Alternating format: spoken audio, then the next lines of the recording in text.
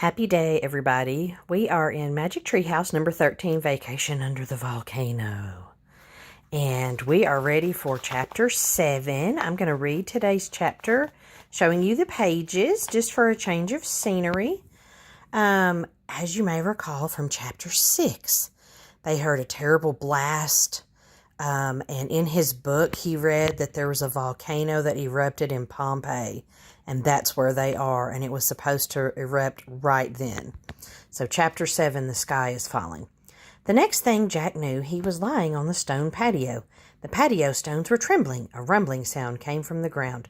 Jack raised his head. Annie was on the ground too. "You okay?" said Annie. Jack nodded.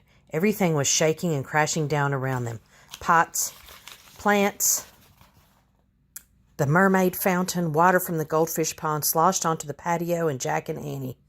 They both jumped up just as roof tiles began falling into the garden. "We better get inside," said Jack. He grabbed his leather bag. Then he and Annie stumbled into the scroll library. Giant cracks split the stone floor as Jack and Annie ran to a window and looked out.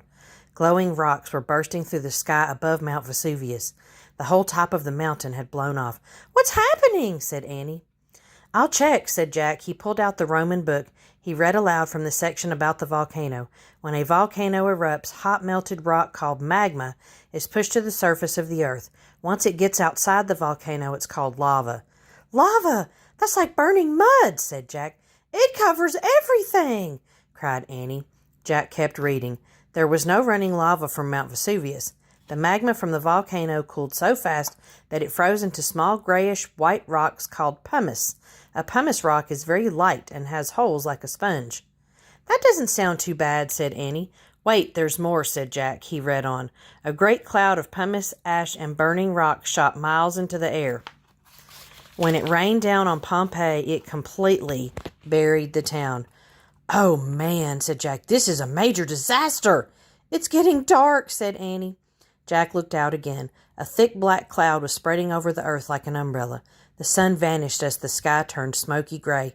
"That must be the cloud of pumice and ash," said Jack. Just then the ground trembled again. Chunks of plaster from the ceiling fell on the scrolls. "We have to get out of here," said Annie. They ran from the scroll library into the garden. Ash and pumice began to fall. "We have to cover our heads," said Jack. They hurried from the garden into the dining room. "Look, pillows," said Annie. "Let's put them on our heads." They hurried to the couches beside the table and each grabbed a pillow. "Tie it around your head with your belt," said Jack. They both pulled off the belts from around their tunics.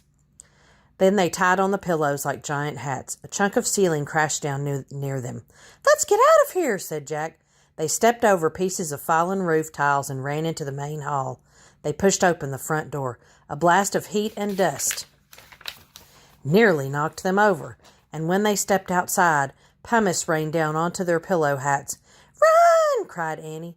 They ran from the vacation villa into the dark, burning streets. And that's the end of chapter 7. Chapter 8 will be Nightmare at Noon. See you then.